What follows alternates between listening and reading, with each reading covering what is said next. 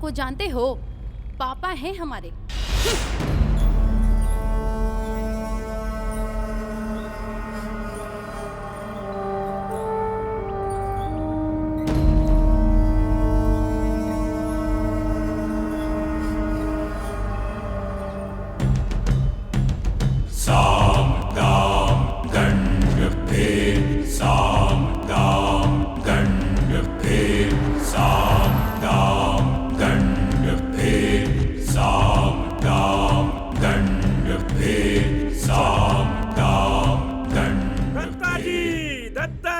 प्रणाम प्रणाम प्रणाम प्रणाम। गोड़ लगता नहीं खुश रह बिटिया। कैसन बनी रहुआ? अरे पारुल बिटिया, अरे माई प्रणाम। खुश रह बेटा। अरे जब से दिल्ली से आयल बिया तब से यह रट लगा के बैठल बिया कि राजा के घर जाए के बा, राजा के घरे जाए के बा। तो हम सोचनी हा कि 2-4 दिन खातिर एकरा के हिजा छोड़ दी। हमरो आग तरस गइल रहे एकरा देखे खातिर। जब से गइल बाटे दिल्ली पढ़े खातिर ना, हमनी के भुला गइल बिया। अच्छा माई, राजा नहीं खे लोकत, कहीं गोइल बड़े का? वो एजा नहीं खे, वो अपन संगतिया के बियाहे गइल बाटे। अच्छा आवतानी आवतानी अच्छा। बता। आवा। पवन जी बैठा। हम तो उहे टाइम पर सोच लेले रहनी, अगर हमरे घर के केहू दुल्हन बनी त तू ही बनबू। केकरा भी आगे बात चलता। तोहार और ही पारुल के। हम बियाह करब हो इनका से, ई नामुमकिन बा। काहे? का खराबी बा हमरा में? एगो खराबी रही तब न बताईती। हाँ? अपन बाल देख लू ह, लागता कि बकरी के पोछ ह। भावर देखो, बुझाते जे बकरा के मोछ ह। अपन गाल देखो, बुझाते जे गोलगप्पा ह। आ उठवा देख लो, मोराबा खानी बा। आपन मुंह देखले बड़ा, एक नंबर के लंगूर लागेला। हम लंगूर लगिले, तो जब हम लंगूर लगिले ना, तो तू लंगूर के नानी लगेलू। सब दोनों के दोनों फिर शुरू हो गए सन तोहनी के। अच्छा एक काम कर सन, दोनों ना पेट भर के लड़ लसन। हम जाता नहीं बाबूजी के खाना देवे, जब देखा लड़े लागत सन। जो 2 रोटी बेसी खे है दुबे जी के, हम जा तुम चेंज करे। सुना राजा, जब तू आईना देखेला त ओमे तोहरा के नजर आवेला? अजब फालतू सवाल बता। हम आईना देखो तो हम ही नजर आब ना। लेकिन हम जब आईना देखे नहीं तो ओमे हमके तो नजर आवेला। लेकिन जब हम आईना देखिले तो में हमार तस्वीर नजर आवेला, फालतू चीज ना आवेला। तू भले दोस्ती तक सोचा राजा, लेकिन हम त शादी तक सोच लेले बानी।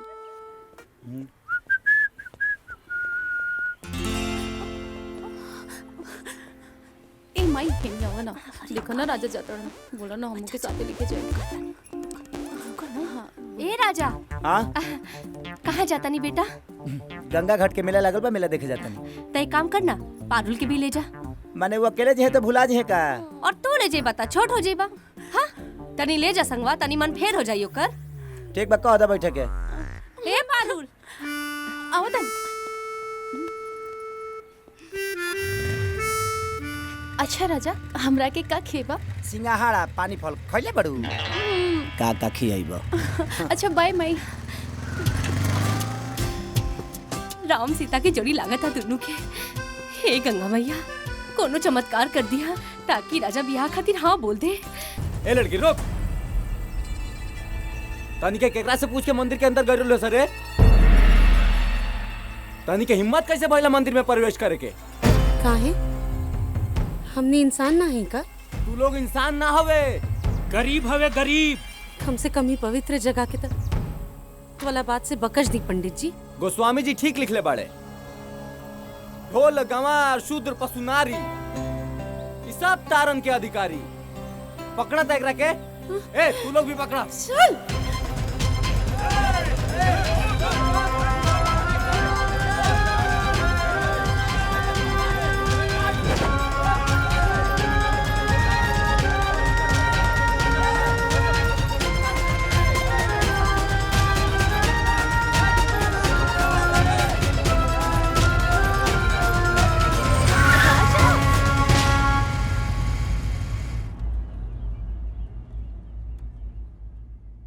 तू ही आशिकी,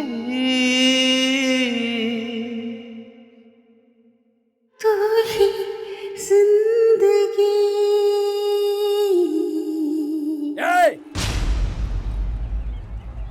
कहो काहे इतना जना मिल के दूगो लड़की के भगा रहल बड़ा लो?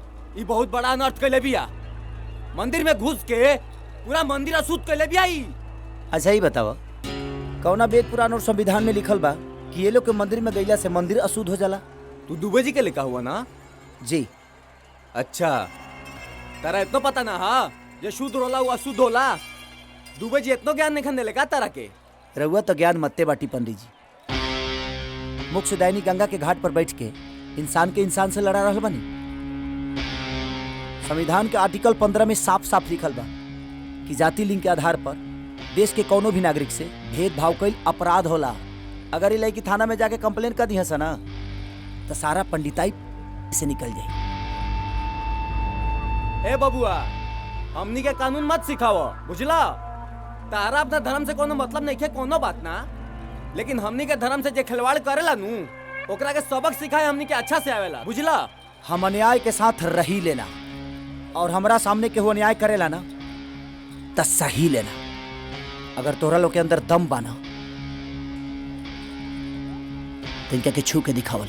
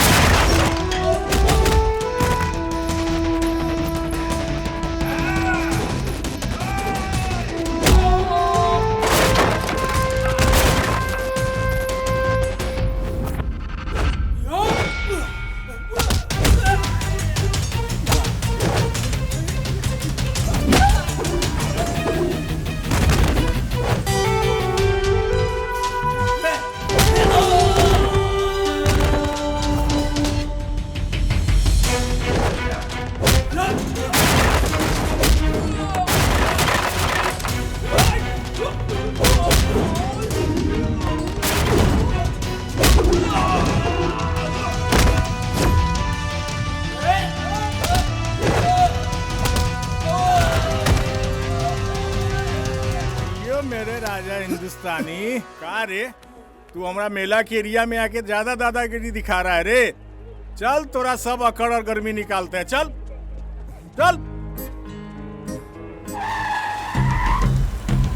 साम दाम दंड भेद साम दाम दंड भेद साम दाम दंड भेद। राजा मार पिटाई करे के का जरूरत रहे? और जब कर लेला तब दरोगा के हमार नाम लेवे के रहे। माने हमरा और नाम काहे ली? हमार नाम दुनिया में कम फैलल बा कि हमरा और नाम बेचे जाई? तोहार नाम से तो यह हाल भइल कि 2 घंटा हवालात में हवा खा के आ रहल बड़ा। अरे तो बड़ बड़ नेता जेल में जाले तो कोनो दिखते नहीं है। यहाँ तक ले भगवान कृष्ण जेले में पैदा भई रहले तो उनकरा कोनो फर्के न पड़ल तो हमारा का पड़ी? प्रणाम। अरे अपना बेटा के तनी समझावा। हम का समझाई? रउआ बचपने में समझावले रहते त ई कुल ना होत। जैसन माई उसने बेटा। काका ए काका। अरे रउआ बाबूजी तो घर पर नहीं की। हाँ लेकिन हमनी यहाँ कुछ काम रहला। का वो डाला चाहिए था हमके। फिर से? हाँ दोस्त के हमारा शादी बा ना। पर आज तक कोनो लगन नहीं के। हाँ लगन नहीं खे लेकिन शादी भी कब पड़ जाए के जानता। 2-3 दिन बाद बा तब मिल जाता।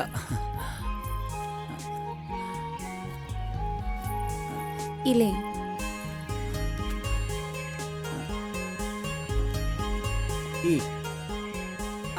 एक मिनट वो दिन 1 रुपया जन बाकी रहे ना वो ले ली और आज वाला ना फिर 2 दिन बाद लिया के दे दे। ना ना कोनो जरूरत नहीं। हाँ दे दे काहे खातिर रखब हम। चाचा है तो हमारा प्रणाम बोल दे। ठीक बा जाई ना। हाँ? हाँ। फिर आ जब हम डाला के फिर जरूरत पड़ी। हाँ ठीक बा। चल तनी जाई ना। जी अरे हाँ डलवा तो ले जाई। हे करे ढेर जरूरत बा। हाँ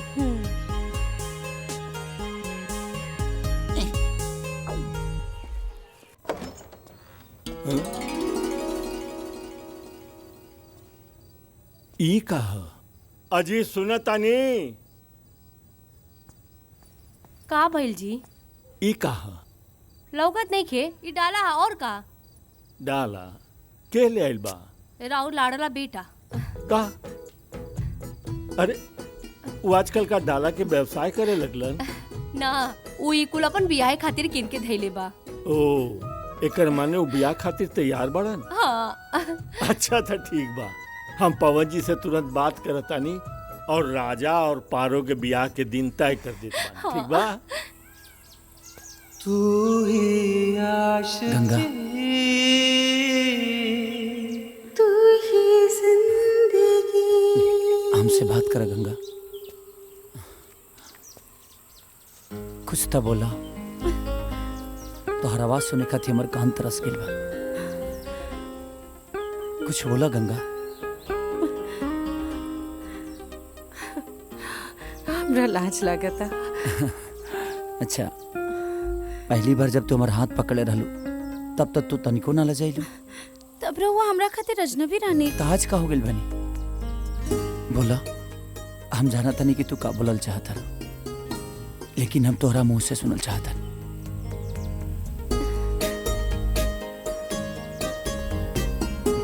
अब हमके रउआ से प्यार हो गइल बा। गंगा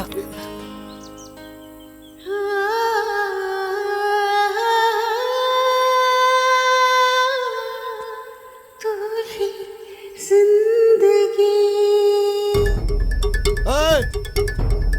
सरदार का हो सरदार, तू और तोहार बिटिया इज्जत घोर के पी गइल बाड़ा ना।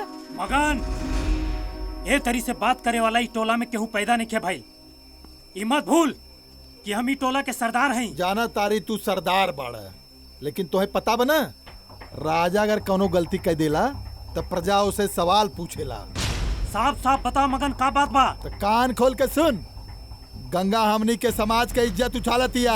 उ पंडित के लड़कवा संगे रंगरलिया मनावता। तू अपने बेटी से कह दिए अगर जवानी वो करना समर्थ हो ना तो ओकरा के कोठा पे बैठा दिए। चिल्लो मत। कहाँ रहलू? केकरा संग रहलू?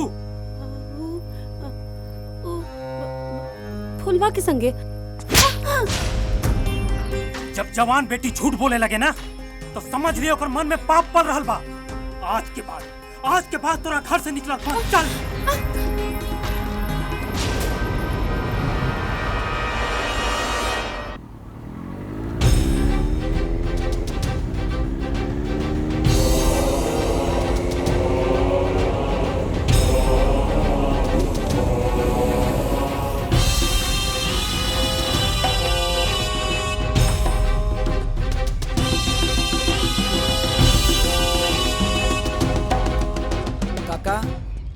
आज हमके डाला ना भेना चाहिए।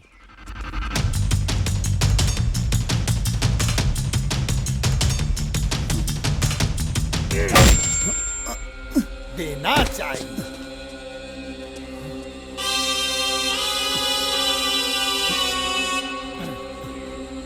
भगवान रुक जाओ, हमरा दुआरी पे तमाशा ना चाहिए। ना चाचा, हमरे समाज के इज्जत के साथ ही खिलवाड़ कर रहा बा।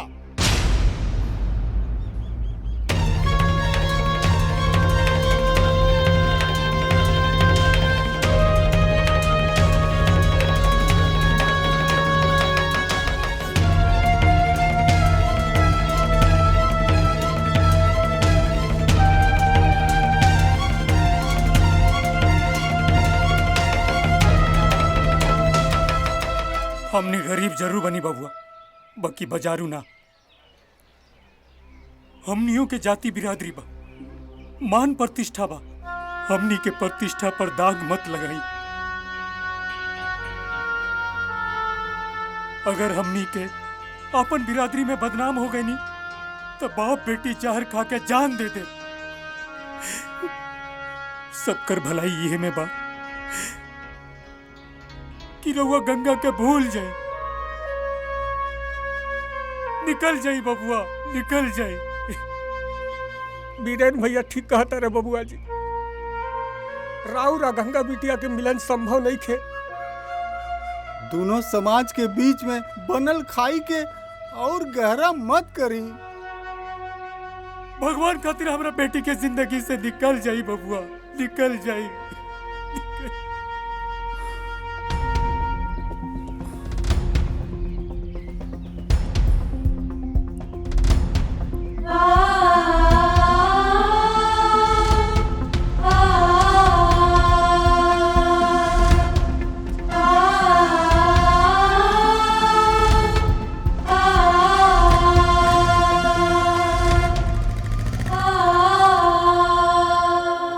माई माई हाँ? माई हम तो से कुछ कहल चाहता। वो कुल छोड़, तू आओ इन्ने पहले हमके बहुत जरूरी बात करे के बा। पता बा तोहार बाबूजी तोहार और पारुल के सगाई तय कर दे रे बाड़न। यह सोमवार के सगाई बा, अगला लगन चट्टे तोहर बियाह।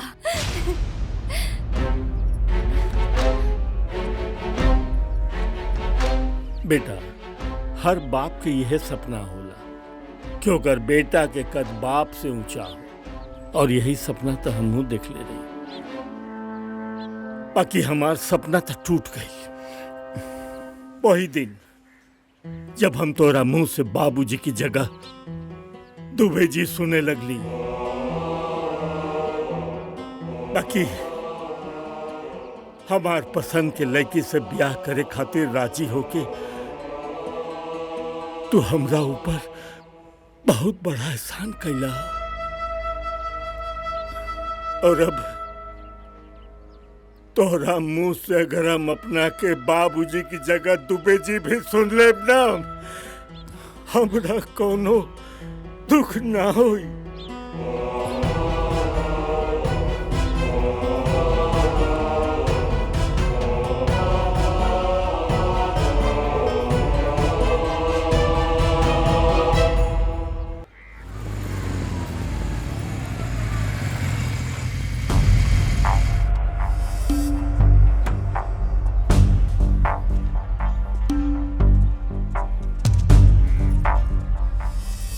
तू ऐजा का करे आयल बड़ा बाबुआ? तारा ऐजा आवे से मना कैल गेल रहे ना? गंगा से हम प्यार करी ले, ओकरा बिना जी ना पाई हम। ए, कौने प्यार की बात करत ताड़े? वैसे भी तोरा खातिर अच्छा ये रहे कि तू चला जा। आज हम गंगा से शादी करता नहीं।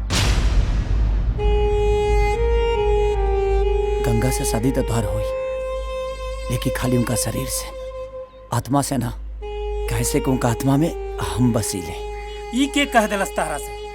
अरे गंगा ई बियाह अपन मर्जी से कर रहल बिया। मर्जी से? ये बात हम गंगा के मुंह से सुनल चाहता। गंगा बाहरी आओ।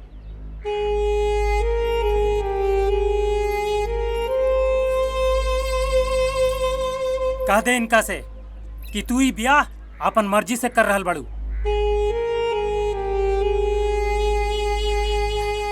ये बियाह हम अपना मर्जी से कर रहल बानी। सुन लेला ना? चला निकला, चला।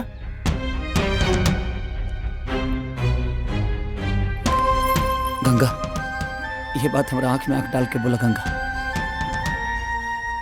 हमारा चुपी के इतना बड़ सजा मत था। का ये बियाह के बाद तू खुश रह पैबू, भुला पैबू ये प्यार के जौना प्यार के तू इतना दम भरत है? बोला गंगा, बोला।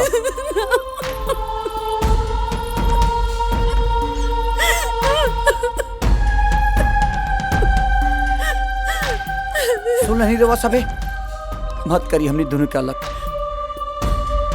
ना तई जी पई है, नहीं का भी ना हम। अरे हम मननी की टहनी एक दूसरा से बहुत ज्यादा प्यार करेला, लेकिन बबुआ जी गंगा के तहर समाज कबो स्वीकार ना कर पाई। गंगा के साथे हमरा जिए के बा, हमरा समाज के ना। ए चाचा, ई जौन पंचायत होत ना, ई ठीक ना बा। गंगा के ऊपर ओकर बाबूजी के हक पहले बा। ई बतावा राजा, का तू गंगा से ब्याह करबा? आज के आज? हाँ बोला। तो के आज के आज यही मंडप पे गंगा से ब्याह करे कही। बोला राजा। करबा बियाह गंगा से? बोला बोला करबा बियाह गंगा से? बोला बोला करबा बियाह करवा उसे।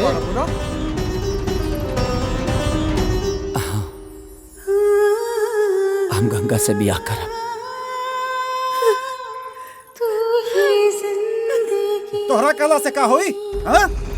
हमनी के समाज के ये बियाह मंजूर नहीं खे। अरे तू चुप कर काका।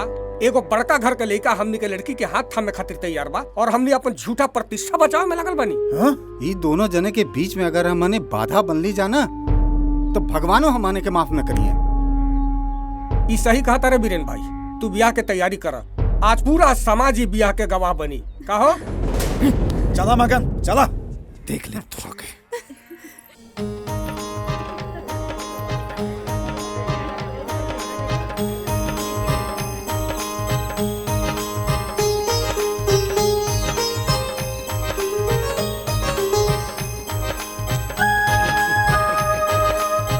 अरे राजा कहाँ बढ़े? अभी आवत हुई एहिजे गेल हुई। शंभू, अरे राजा के फोन लगावा।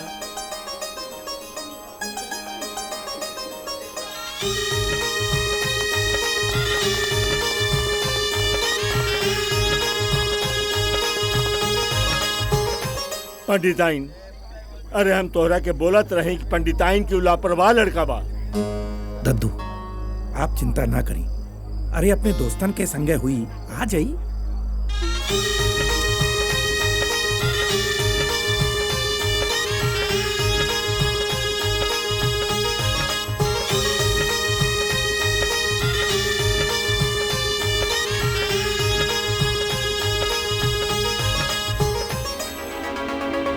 तू ही आशिकी, तू ही जिंदगी। फोन लागत नहीं के दादा।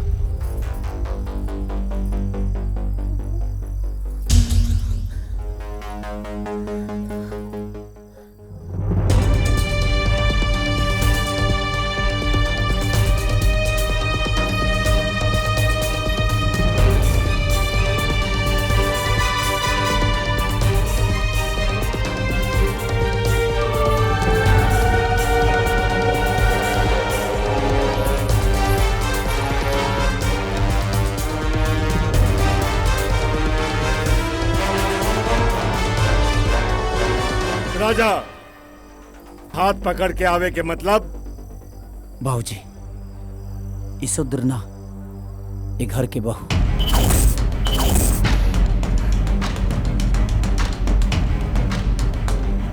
और हमार पत्नी है। हम सोच भी ना सकीले कि दुबे खानदान के इकलौता वारिस अपने ही खानदान के इज्जत गंदे नाली के पानी में मिला के बर्बाद कर देलस। अरे हम तो तोहार रिश्ता अपना खानदान के बराबरी के घर में कैले नहीं। हम कब कहले रहनी पारुल से हमार सगाई करे खाती? यो फैसला राउरे रहे, खाली अपन मान मर्यादा प्रतिष्ठा के बचावे खाती।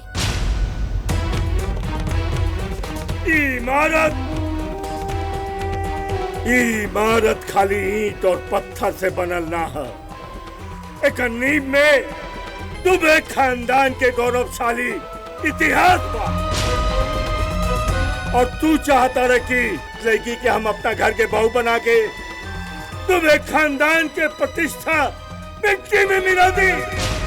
जेकरा करवा शूद्र कह रहल बानी ना, ई मत भूली, इरवा खानदान के बहू है।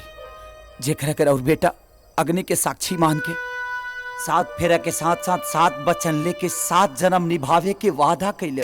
एकरा साथ 7 फेरा ले लेवे से न एकर औकात बदली और न जात। अरे गंदा नाली के पानी में बेलपत्र और फूल डाल देवे से वो गंगा जल ना हो जाला। लेकिन जब वह नाला के पानी गंगा में मिल जाला ना, तब गंगा अचल हो जाला। अपन झूठा अहंकार और प्रतिष्ठा के छोड़ी बाबूजी, हमरा और हाथ जोड़ता नहीं, गंगा के अपन बहुत स्वीकार कर ले। पंडिताइन, समझाओ अपना बेटा के। माई, समझाओ ना बाबूजी के कि गंगा भी एगो इंसान है। अरे इतना अत्याचार ठीक नहीं है। बेटा, आपकी जिंदगी कैसे दोहराव मिला के मत खड़ा करा। जहाँ से एक रास्ता तो तोरा तरफ जात होके और दूसर तोहार बाबूजी की तरफ। ऐसे तो अगर एक रास्ता हमके चुने के पड़ी तो हम तोहार बाबूजी वाला रास्ता चुनब। जैसे तोहार आज की तोहार गंगा बढ़ी, वैसे ही हमार स्वाभिमान हमार सुहाग बटे। आखिर कहाँ गई इंसानियत जौन पूरी दुनिया के सिखाई ले रहुआ कि हर इंसान एक तरह होला, तब फिर गंगा के साथ इतना भेदभाव का है? हम तोहरा से बहस कैल नहीं की चाहत, चाहे तई लड़की छोड़ा न तई हवेली।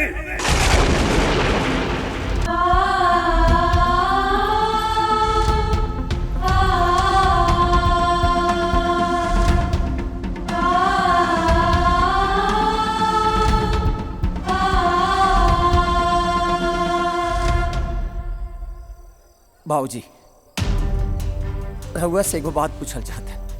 इतना दोस्त लड़की सन के घर पे लेनी घूमनी फिरनी रहुआ दिखबो कैनी, लेकिन आज तक लोगन के जात ना पूछनी कि कौना जात का हिस्सा। लेकिन आज गंगा के मांग में सिंदूर डाल के सम्मान का दे देनी, रहुआ जात पूछ लेनी। यहाँ जितना लोग आत्मा जिंदा बा, सबसे एगो बात कहल चाहता नहीं कि किसी के साथ सोना आशिकी नहीं, किसी का होना आशिकी है। अब गंगा के साथ जियब भी और गंगा के साथ मरब भी। अरे ते का मरबे, ते तो हमरा खातिर आजे मर गईले। शास्त्री जी दादा। कलश लाओ। जी।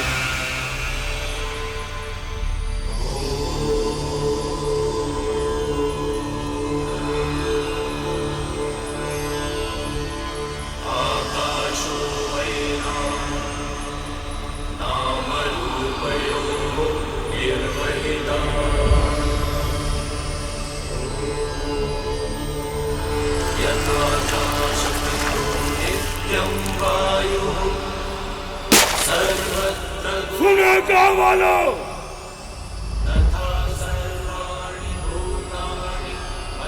ये सतीश दुबे आज और अभी से अपने बेटे को विरासत से बेदखल करता है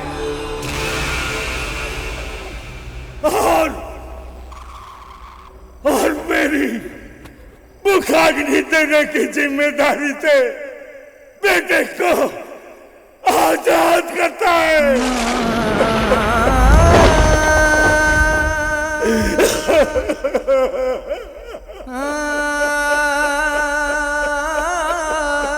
जाओ जाओ।